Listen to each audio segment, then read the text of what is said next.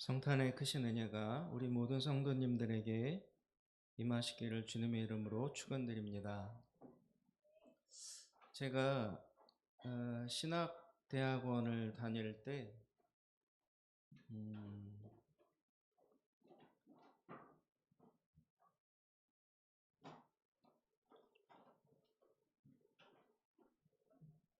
기숙사 생활을 했었습니다. 그런데 그 1학년 1학기를 마치고 이제 집에 갔는데 저희 어머님이 속이 안 좋으시다 그런 말씀을 하시더라고요.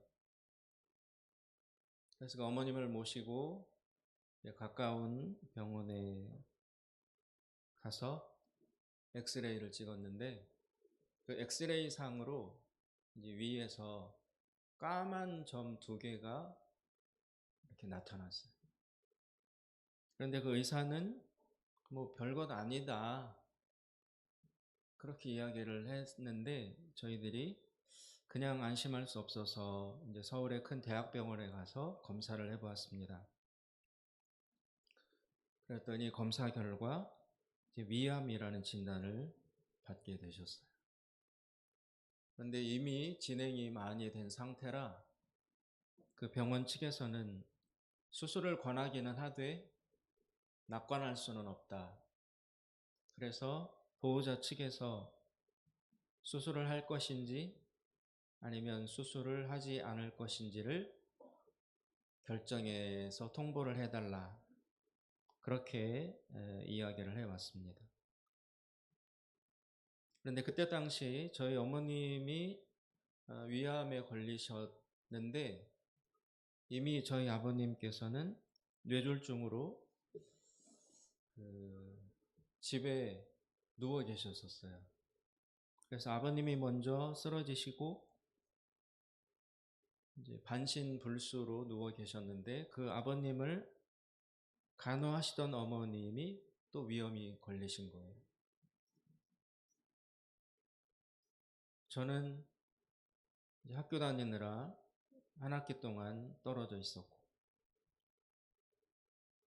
그래서 그 어머님을 수술할 것인지 수술을 하지 않을 것인지의 결정을 제가 했었어야 됐습니다.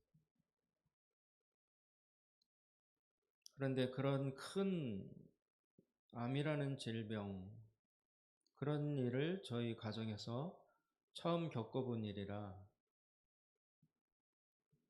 수술을 할 것인지 말 것인지를 결정해야 하는 일 앞에서 저는 너무나 아는 지식이 없었고 정보가 없었어요. 그런데 병원 측에서는 뭐 시간 말미를 주고 그때까지 확정지어서 알려달라고 했는데 과연 수술을 해야 할 것인지 수술하지 않고 기도로 낫도록 해야 할 것인지 그 고민에 제가 빠지게 되었습니다. 시간은 점점 흐르고 결정은 해야 되는데 과연 어떻게 하는 것이 어머님을 살릴 수 있는 길인지 저 스스로는 참 결단 내리기가 어려웠습니다. 그래서 결정을 내리지 못한 채 시간은 계속 흐르고 이제 마지막 날이 되었어요.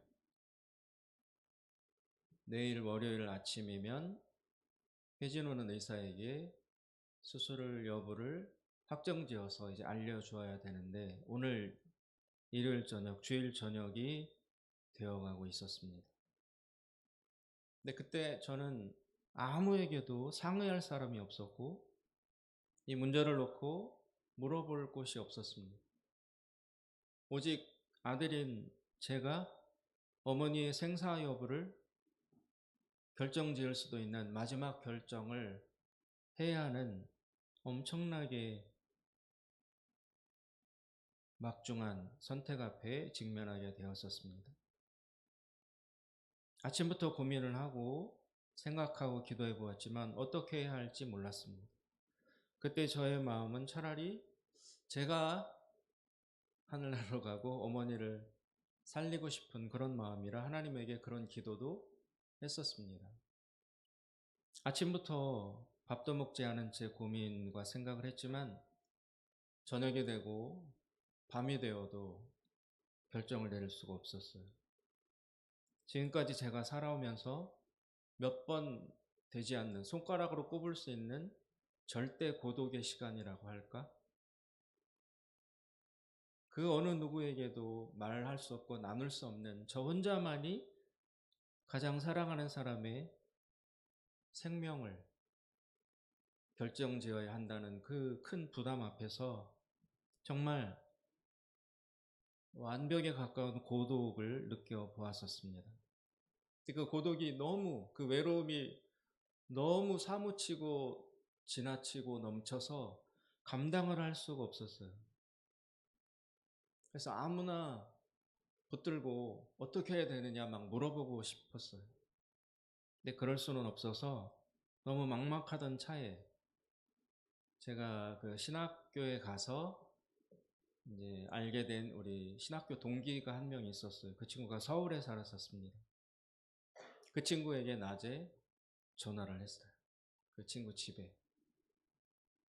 물론 제가 그 친구에게 물어본다고 해서 그 동기가 저에게 이렇게 해라 저렇게 해라 결정을 내려줄 수는 없었지만 아무에게라도 이 정말 가득 차 있는 절박함과 부담감과 이 고독함을 어떻게 발설을 해야 제가 터지지 않고 견딜 수 있을 것 같은 마음에서 무작정, 그때는 이미 다이얼 돌리는 전화기였죠. 공중전화로 그 친구네 집에 전화를 했는데 그 친구가 집에 없었어요. 그 대신 그 친구의 그 신학교 동기의 어머님이 전화를 받으셨어요.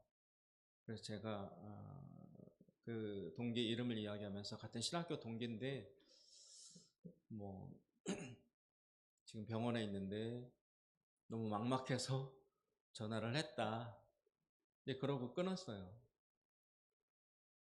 그 동기하고만이라도 좀 말을 할까 해서 전화를 걸었지만 그 친구도 역시 집에 없어서 또다시 저 혼자가 되었고 시간은 점점 흘러서 저녁 8시, 9시, 10시, 11시, 12시 어머님은 병실에 누워 계시고 저 혼자 그 로비에 나와서 창밖을 보았습니다. 마구 지나치는 차들, 즐겁고 웃는 얼굴로 걸어가는 사람들 보면서 저 사람들과 저희 사이에 어떤 큰 거리가 있다는 그런 외로움만 절박하게 느끼며 제가 창밖을 보면서 울고 있었어요. 어떻게 해야 되는가? 나보다 더 소중한 사람, 나 자신보다 제가 더 사랑하는 사람의 죽음 앞에서 내가 어떻게 해야 이 죽음을 저지하고 생명으로 이끌 수 있을까? 그것을 저 혼자 짊어져야 된다는 사실에 너무 짓눌려서 창밖을 보며 제가 소리 없이 혼자 울고 있었어요. 그런데 그렇게 한참 울며 서 있는데 그때가 밤 12시가 다 됐죠. 그래서 환자들도 다 병실로 들어가고 그 로비에 병실 복도에 아무도 없었어요. 그런데 저 뒤에쯤에서 뭐 몇 사람이 지나가면서 이제 말하는 소리가 들려왔습니다. 무심코 저와는 아무 상관도 없는 사람들이겠거니 하고 뒤를 돌아다 보지 않았는데 그들이 이야기하면서 지나가고 난 뒤에 제가 생각하니까 많이 들어본 목소리예요. 그래서 누구지 설마 하면서 돌아보았더니 낮에 제가 전화했던 그 신학교 동기, 그 친구가 뒤늦게 집에 왔다가 어머니한테 그 소식을 듣고 제가 있는 병원으로 그 밤에 찾아온 거예요. 그런데 그 친구만 온 것이 아니라 그날 낮에 저랑 잠깐 통화했던 그 어머니도 그 밤에 같이 오셨어요.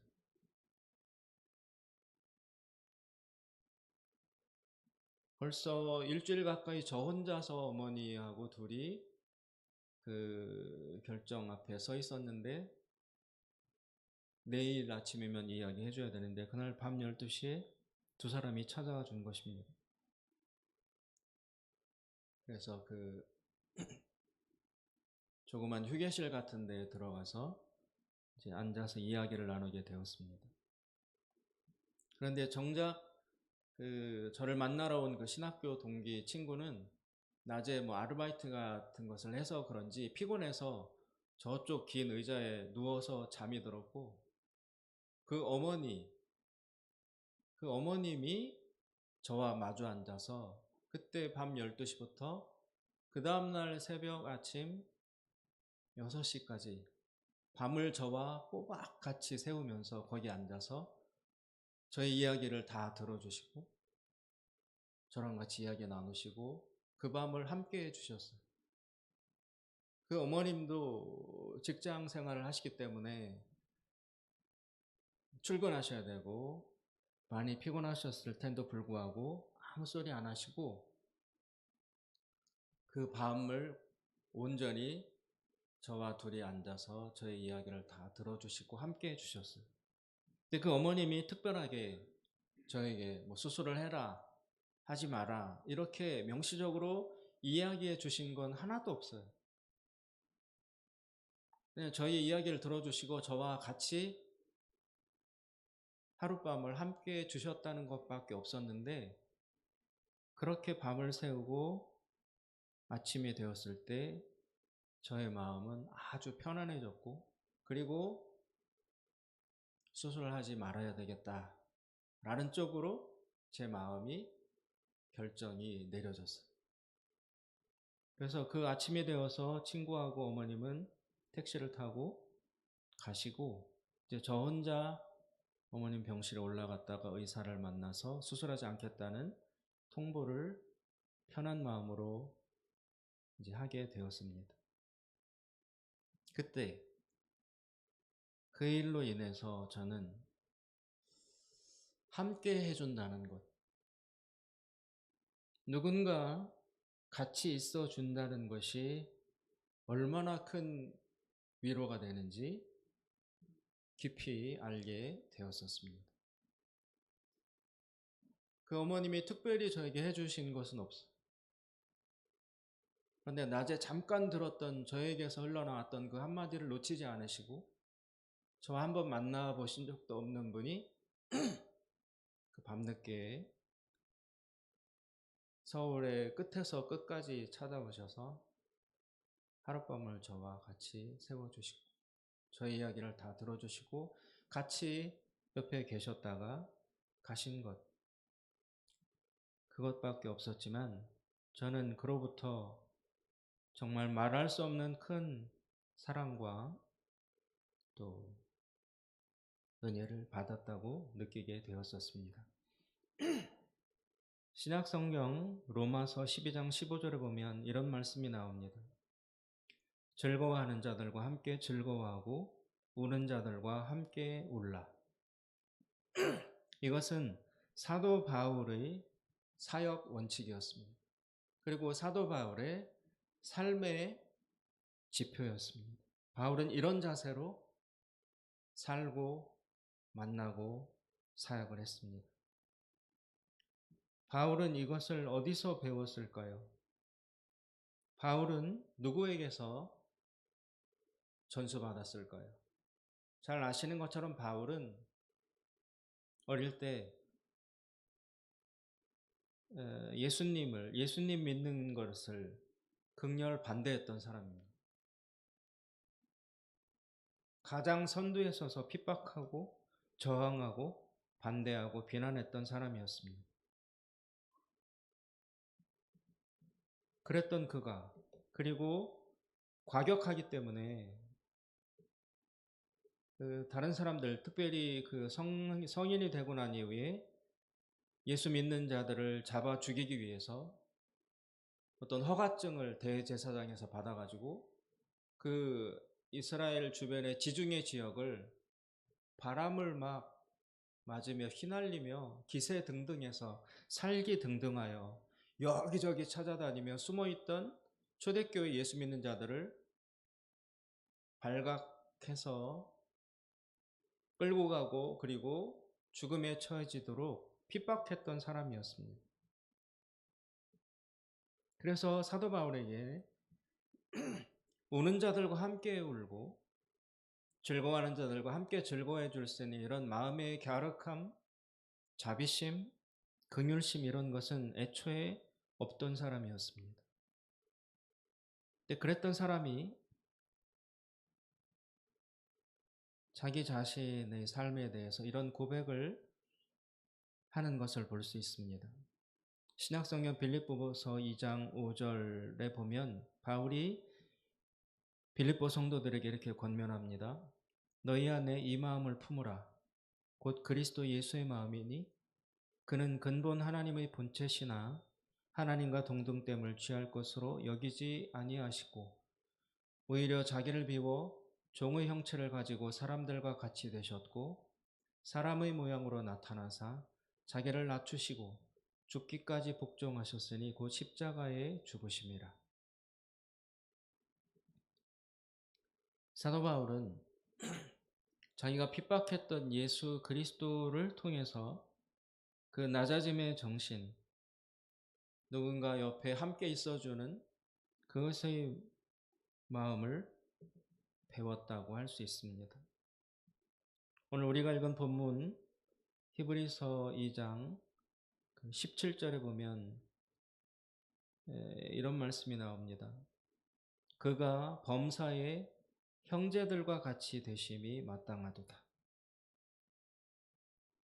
잘 아시는 것처럼 예수님은 하나님의 아들입니다. 하나님의 독생자. 그런데 그는 하나님의 또 다른 아들들, 즉 하나님이 직접 낳지 않으신 또 다른 하나님의 자녀들을 만들기 위해서 이 땅에 내려오셨습니다. 이 땅에 살아가고 있는 사람들을 하나님의 자녀로 그리고 예수님 자신의 형제와 자매들로 만들기 위해서 이 땅에 오셨습니다. 오늘은 예수님의 탄생을, 예수님의 오심을 기뻐하는 성탄절 아침입니다. 예수님께서는 왜 이 땅에 오셨을까요? 바로 우리와 하나 되기 위해서, 우리와 함께 우리와 같은 인간이 되시기 위해서 오셨다고 오늘 말씀에 나오고 있습니다. 그가 우리처럼 우리와 같은 한 사람의 일원이 되시기 위해서 오셨다는 것입니다. 그가 범사의 형제들과 같이 되심이 마땅하도다. 여기서 형제들은 우리와 같은 사람들을 말합니다. 그리스도 예수께서 모든 일에 우리 인간들과 같이 되시는 것이 마땅하다. 그렇다면 그 예수님께서 우리와 같은 사람이 되시고 우리처럼 되신다고 해서 무엇이 달라지는가? 오늘 본문 말씀에서는 그 질문에 이렇게 대답합니다.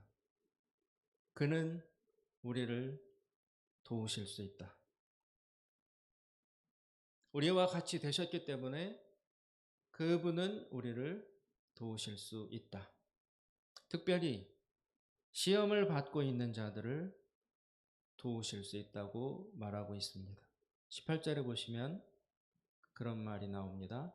그가 시험을 받아 고난을 당하셨은즉 시험 받는 자들을 능히 도우실 수 있느니라.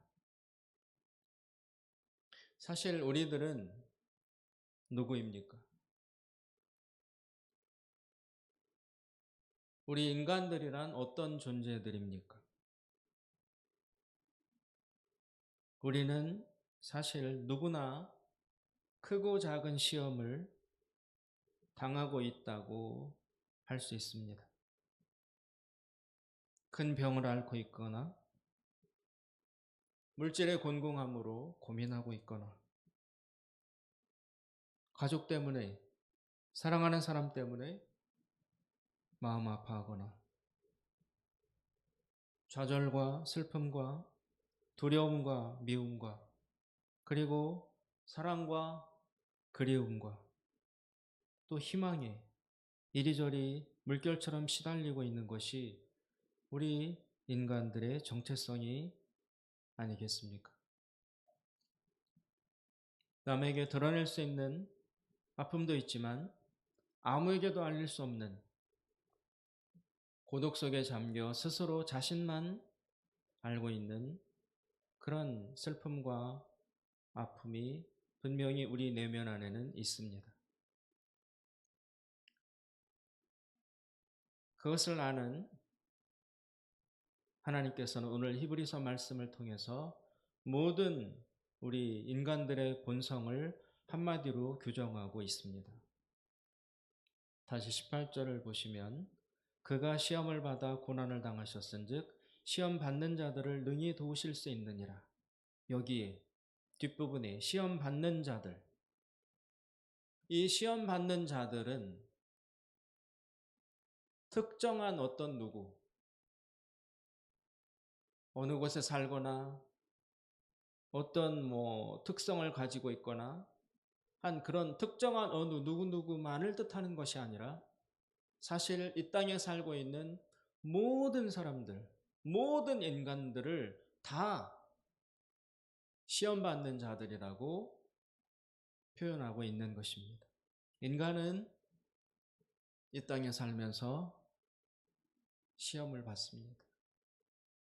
원하지 않아도, 준비하지 않아도, 그리고 결사적으로 피하고 방어하고 요리조리 빠져다녀도 반드시 이 땅에 살고 있는 우리들은 시험을 받습니다. 따라서 여기 예수님께서 그가 시험을 받아 고난을 당하셨은즉 시험 받는 자들을 능히 도우실 수 있느니라 라고 말씀하셨을 때 예수님은 모든 인간을, 모든 사람들을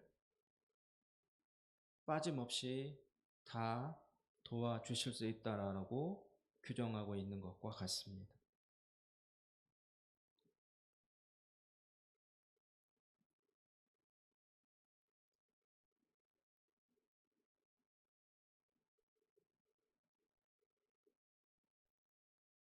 기독교의 이 엄청난 신비는 하나님과 하나이신, 아니 하나님 그 자체이신 그분께서도 우리가 겪고 있는 이 시험의 한가운데로 들어오셨다는 것입니다. 만물을 창조하고 인간을 창조하신 창조주이신 그분이 자신이 만드신 그리고 시험 당하고 있는 이 세상 이 존재들, 이 피조물들 안으로 같이 들어오셨다는 것입니다.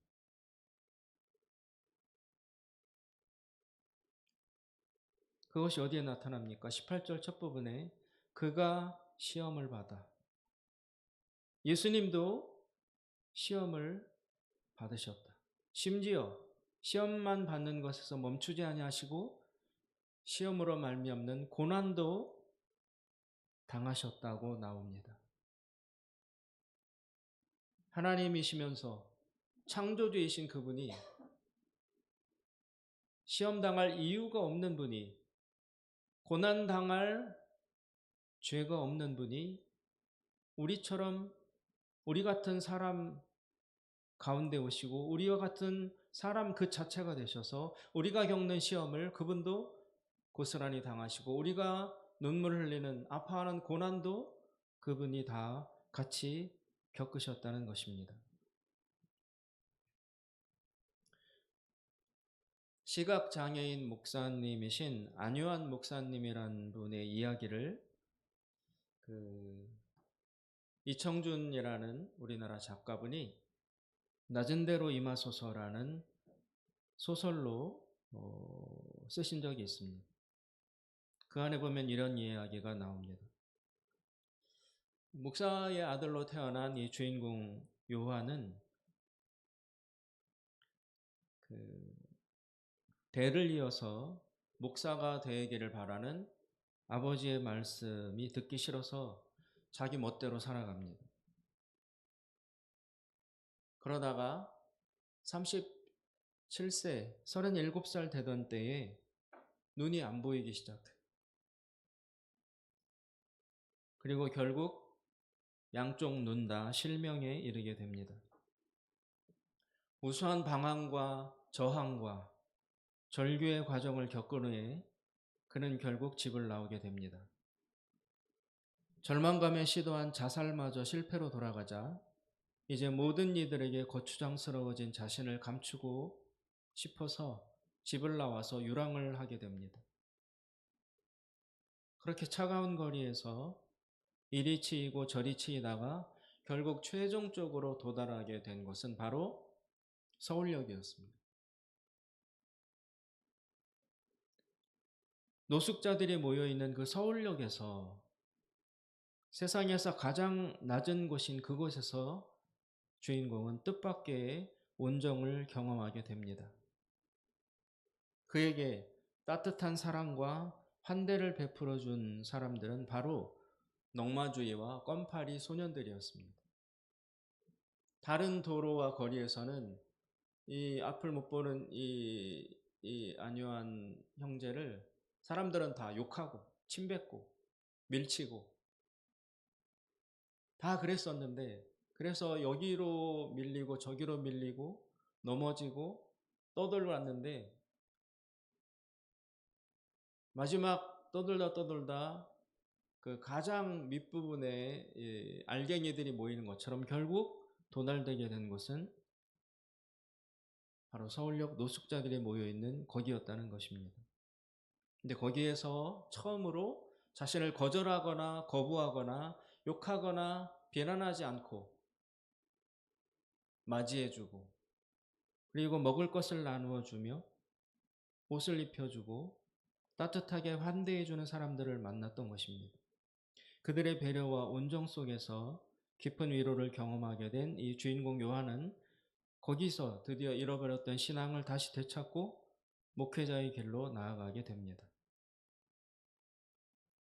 건강할 때 그는 세상의 높은 곳에서 자신의 살아갈 이유와 존재감과 하나님의 사랑을 경험하고 확인하고자 몸부림을 쳤습니다. 그러나 그 높은 곳에서, 밝은 곳에서는 하나님을 만날 수 없었고 오히려 눈이 보이지 않게 된 그 절망, 그 와중에 찾아오게 된 세상의 가장 낮은 곳, 가장 작은 자들이, 쓸모없는 자들이, 버림받은 자들이 모여있는 서울역 그 지하에서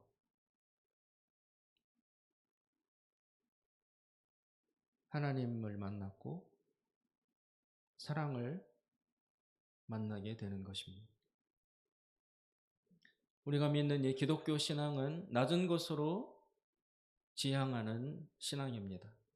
하나님의 아들이 세상에서 가장 낮은 마구간에서 탄생하시고 낮은 자들과 친구가 되시고, 그리고 세상에서 가장 낮고 가장 비참하며 가장 절망적인 장소인 십자가에서까지 거기까지 내려가셨음을 믿고, 그리고 바로 그 가장 낮은 곳, 가장 절망의 장소에서 오히려 소망을 다시 찾아서 다시 일어서기 시작하는 게 바로 우리 기독교라는 종교입니다.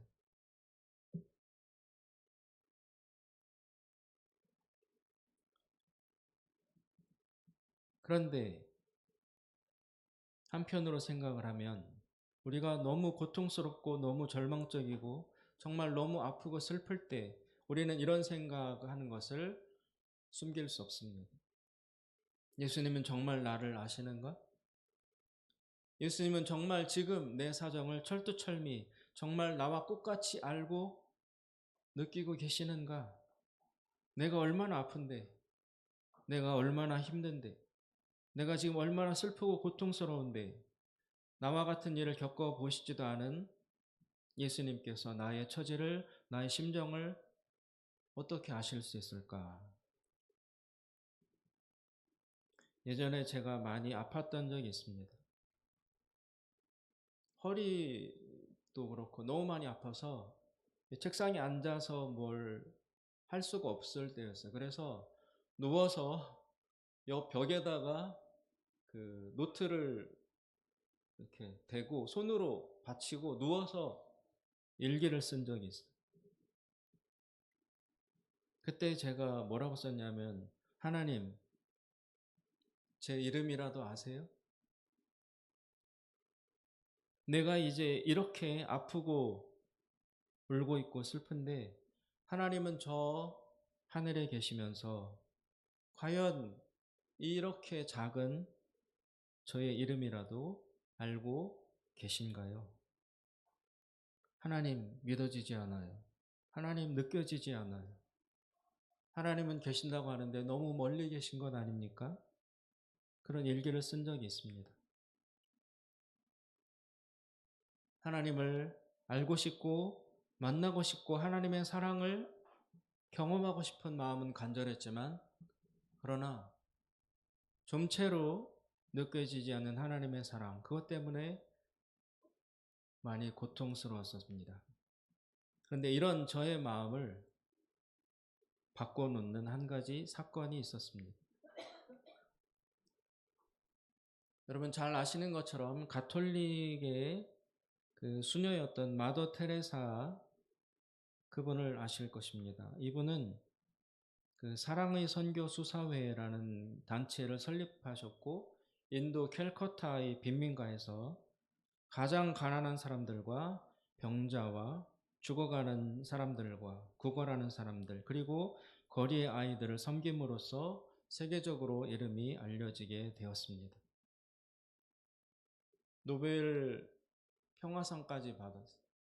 엄청나게 유명했고 세계의 수많은 사람들이 테레사를 만나기 위해서 찾아왔어요. 비행기를 타고 찾아오고 테레사와 한번 만나서 그분의 말을 듣고자 전 세계에서 찾아오는 그런 사람이 되었습니다. 그런데 이 테레사 수녀가 죽고 난 이후에 이 테레사 수녀가 평소에 자기를 지도하는 신부, 자기를 지도해주는 신부에게 보냈던 편지와 일기들이 그 사후에 공개된 적이 있습니다. 거기에는 아주 충격적인 이야기가 쓰여져 있었습니다. 그 편지 한 구절을 소개하면 이렇습니다. 이 끔찍한 상실감, 말할 수 없는 어둠, 외로움, 하나님을 향한 끊임없는 갈망이 시작되었습니다. 그리고 이것 모두가 제 마음 깊은 곳에서 저를 괴롭혔습니다. 영적 어둠이 너무 심하다 보니 마음으로나 생각으로나 사실 아무것도 볼 수 없습니다. 하나님께서 계셔야 마땅한 제 영혼이 텅 비어 있습니다. 제 속에도 하나님께서 계시지 않습니다. 그래서 하나님을 바라는 고통이 너무 큽니다. 저는 하나님을 바라고 또 바라지만 그분은 나를 원치 않으신다는 느낌이 듭니다. 하나님은 여기에 계시지 않습니다. 천국이니 영혼이니 하는 단어들이 제게는 아무런 의미가 없습니다. 제 삶은 모순투성이인 것 같습니다. 저는 다른 사람들을 돕고 있지만 도대체 저는 어디로 가야 할까요? 왜 이런 일이 생긴 걸까요? 제 영혼은 제 존재 속 어느 곳에 있을까요? 하나님은 저를 원치 않으십니다. 때때로 제 마음이 내 하나님을 부르는 것을 듣지만 아무런 대답이 없습니다. 그 괴로움과 고통을 저는 표현할 수 없습니다. 처음 테레사 수녀가 이 거리 빈민들, 노숙자들, 행렬병자들을 돌보는 사역을 처음 시작할 때는 하나님의 강렬한 임재, 그리고 하나님의 음성을 듣고 어떤 환상을 보고 하나님의 살아계심이 너무 강하게 느껴지고 그 느껴짐이 넘쳐서 하나님이 이런 가난한 자들을 돌보는 일로 부르신다는 것을 철저하게 확신하는 가운데 자신의 일을 시작했습니다. 근데 막상 그들을 돕는 사역을 시작하고 난 이후 얼마 뒤부터 그렇게 하나님이 가깝게 느껴지고 하나님의 임재가 늘 충만했던 것이 중단됐어요. 그 내면 영혼 가득히 하나님은 계시지 않고 테레사가 절규하고 부르짖고 아무리 기다리고 기도해도 하나님의 임재는 느껴지지 않고 완벽한 공허, 하나님에 대해서 믿어지지가 않아요. 하나님이 계신 건지, 하나님이라는 이 말 단어 자체도 생소하고 엄청난 공허가, 영적인 공허가 테레사의 마음 가득히 채워졌었습니다. 그래서 테레사는 모순과 싸워야 했습니다. 자기가 하는 그 사역과 이 일을 보고 전 세계에서 사람들이 찾아와요. 찾아와서 칭송해요. 그리고 영적인 비밀을 물어요. 어떻게 하나님과 가까이 나는 가까워질 수 있습니까? 어떻게 하면 하나님의 사랑을 체험하며 누리며 경험하며 살 수 있겠습니까? 무수히 많이 질문하고 배우려 해요. 기자들도 찾아오고 존경받아요. 그런데 정작 자신 안에는 그 질문하는 사람들보다 더 하나님이 멀게 느껴지고 하나님이 계신 것 같지 않고 하나님이 와닿지 않고 완전히 딱딱한 냉랭한 기쁨이라고는 하나도 없고 사랑도 소망도 다 메말라버린 정말 딱딱하고 메말라버린 그런 마음이었던 거예요. 그런데 자기가 하던 이 사역을 중단할 수는 없고 계속해 나갈 수밖에 없었습니다. 사람들은 자기가 엄청난 영적인 지도자인 줄 알지만 테레사는 믿음이 없어서 하나님이 느껴지지 않아서 가장 초보적 단계에서 정말 넘어지고 좌절하고 절망하고 있었습니다. 그렇게 오랜 시간을 그 영적인 공허와 싸우며 자기가 하던 사역을 해나갔습니다. 그러면서 자기 지도 신부에게만 유일하게 그분에게만 비밀 편지를 보내서 자신의 고통을 토로했던 것입니다. 이 테레사의 이런 이중적 상태는 테레사가 죽고 난 다음에 그녀의 편지가 발견됨으로써 비로소 세상에 알려졌어요. 그래서 그렇게 영적이던 분이 실제로는 엄청난 영적 공허에 시달리며 살아갔었구나. 다들 놀라게 되었습니다. 그런데 이야기는 거기에서 끝나지 않고 그런 시간이 오래 한참 지난 다음에 테레사가 이런 사실을 깨닫게 됐어요. 왜 하나님은 나에게 영적인 이 공허를 허락하실까? 왜 나를 만나주시지 않을까?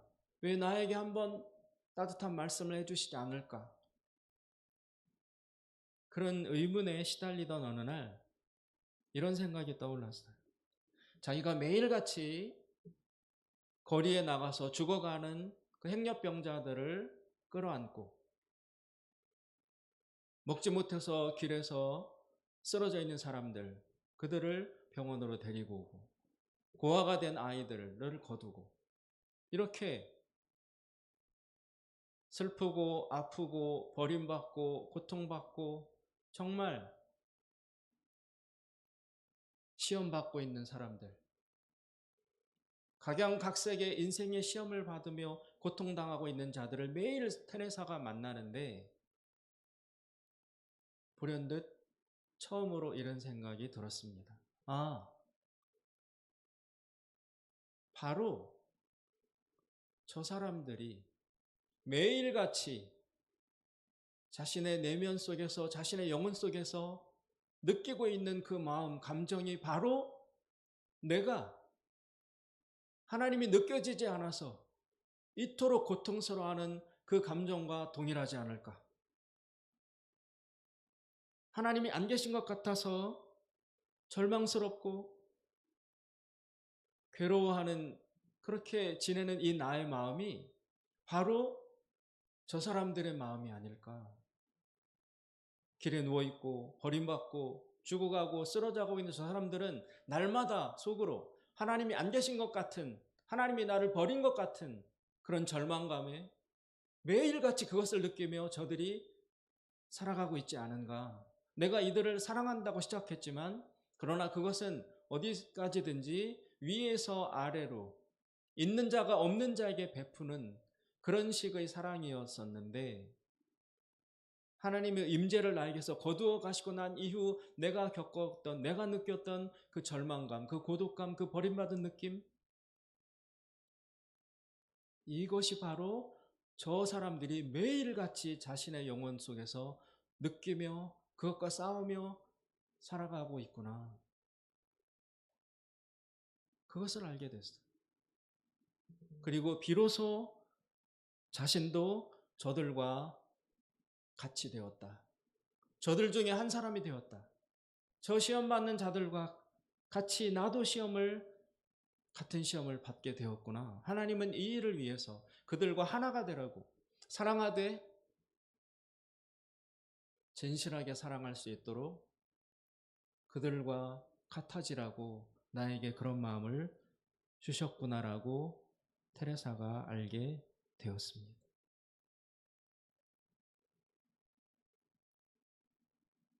이런 우는 자들과 함께 울기 위해서 품어야 될 마음, 그것은 우리 그리스도의 제자들에게 누구나 있어야 하는 마음입니다. 그리고 이런 마음은 예외적이고 나만 겪는 것이 아니고 특별한 사람에게만 주어지는 것이 아닙니다. 우리가 믿고 따르는 바로 그분, 오늘 이 땅에 아기로 오신 그 예수님, 그분이 이런 마음을 갖기를 처음 시작하셨습니다. 그분은 십자가에서 죽기 직전에 자신을 보내신 하나님에게 나의 하나님, 나의 하나님, 왜 나를 버리십니까? 라고 그 버림받은 마음을 절규하셨습니다. 그것으로 볼 때 예수님은 정말 하나님에게서 버림을 받으셨습니다. 그냥 가짜로,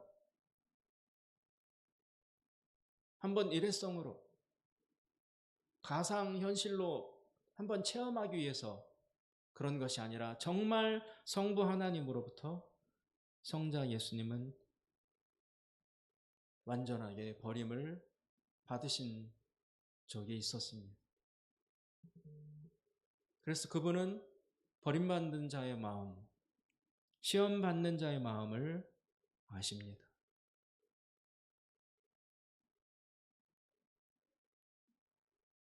사랑하는 여러분, 오늘 예수님은 이 땅에 오셨습니다. 오셔서